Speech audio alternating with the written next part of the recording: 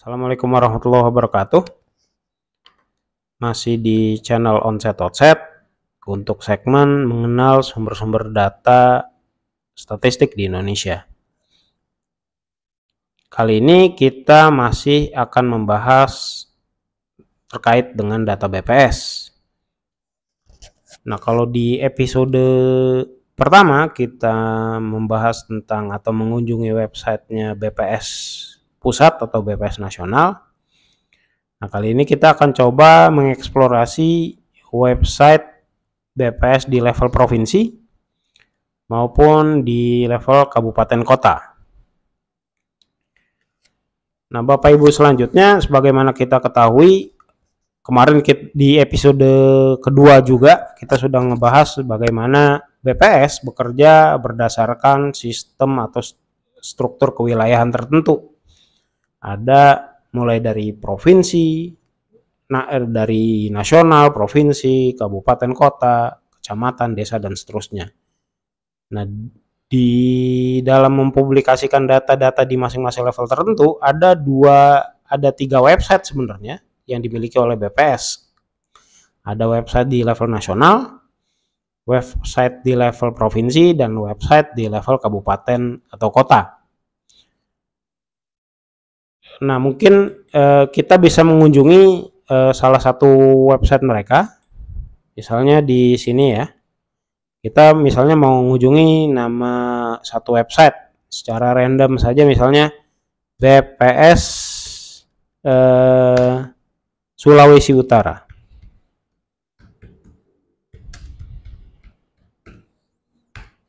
Nah, kalau kita googling, itu biasanya yang akan muncul pertama kali itu adalah link untuk menuju website si provinsi yang dimaksud. Kita klik saja. Nah, nanti tampilannya itu masih tampilan website BPS yang lama. Jadi kalau kemarin itu kan widgetnya itu ada di tengah. Ini widgetnya terutama data-data utamanya, list data-data utama itu ditaruh di pinggir. Jadi pengklasifikasiannya juga berbeda. Kalau yang di website BPS Pusat itu ada demografi, ekonomi, dan lingkungan. Kalau yang di website model lama ini masih di sosial kependudukan, ekonomi dan perdagangan, dan pertambangan pertanian. Nah, kita bisa lihat klasifikasinya seperti biasa. Ada beberapa klasifikasi tertentu. Nah, juga di ekonominya juga seperti itu. Nah, kalau pertaniannya juga secara khusus menampilkan list data-data terkait pertanian. Nah, kalau untuk data lingkungannya kemana ya? Mungkin di blended di salah satu data ini ya. Misalnya salah satunya ke kehutanan misalnya gitu ya. Nah, juga data-datanya itu yang penting-penting seperti apa namanya, ketenaga kerjaan atau pengangguran, PDB, inflasi, dan sebagainya juga nanti bisa Bapak Ibu eksplorasi di sini. Misalnya kalau untuk ketenaga kerjaan dia letaknya ada di sini, ketenaga kerjaan ya. Ya di TPT dan seterusnya. Diupdate kapan, durasinya seperti apa. Juga untuk yang harga-harga dan PDB, kalau untuk harga-harga itu ada di mana ya, inflasi. Nah, dia kalau di website yang BPS Pusat, nama listnya itu harga-harga ya. Kalau di sini dia inflasi langsung gitu. Informasinya juga tentang harga-harga aja, harga-harga juga gitu. Nah, kemudian untuk yang PDB-nya dia ada sendiri.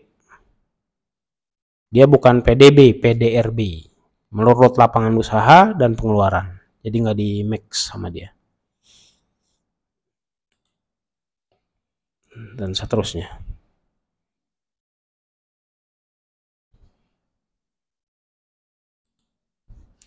Nah, kalau yang untuk kabupaten kota, kita bisa misalnya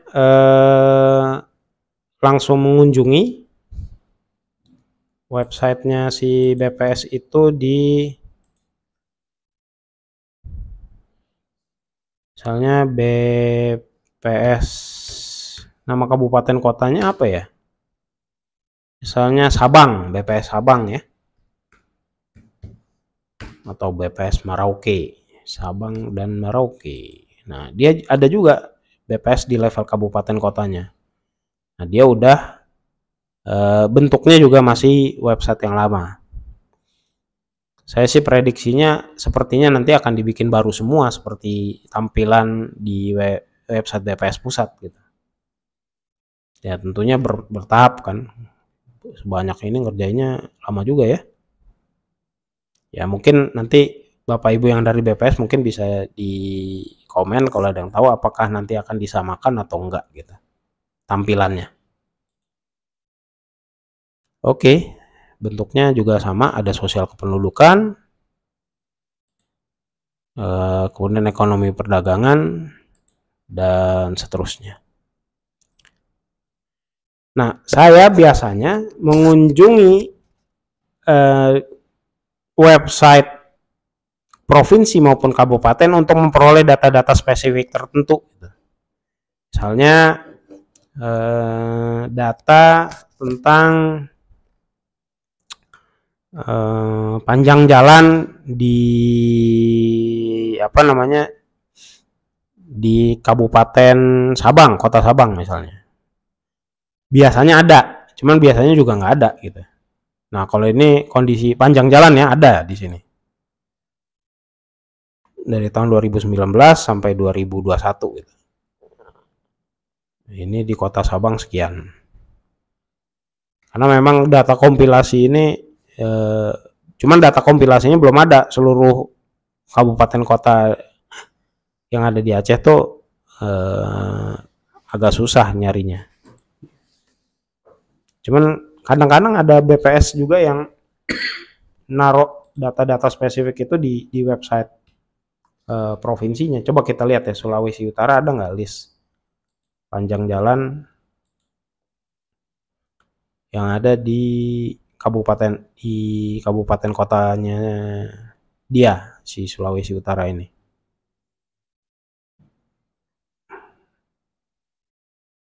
Oke, panjang jalan misalnya.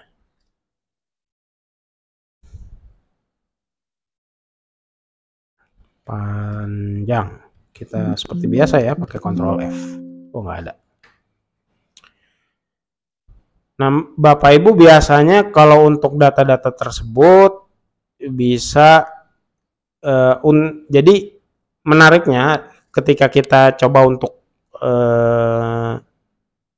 mengunjungi data-data ini, kita bisa mengeksplor atau apa namanya mencari data-data unik di masing-masing kabupaten kota. Nah, cuman kalau misalnya di dalam list ini nggak ada, Bapak Ibu bisa juga pergi ke publikasinya mereka. Nah, publikasi yang paling bagus untuk kita mencari data-data umum di masing-masing level, provinsi maupun kabupaten kota, itu namanya ada daerah dalam angka. Daerah dalam angka. Jadi Bapak Ibu bisa ngambil di googling langsung atau bisa juga tadi masuk ke publikasi. Coba kata kuncinya gini. Misalnya kalau ini provinsi Sulawesi Sulawesi Utara ya, misalnya dalam angka.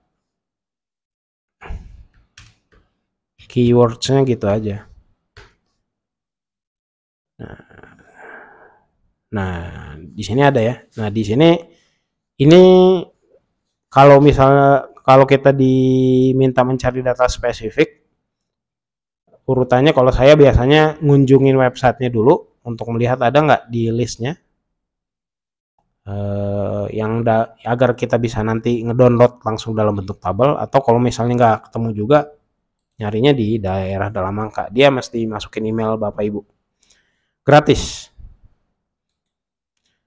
Nah, mungkin itu informasi-informasi terkait website BPS di level provinsi dan kota. Demikian.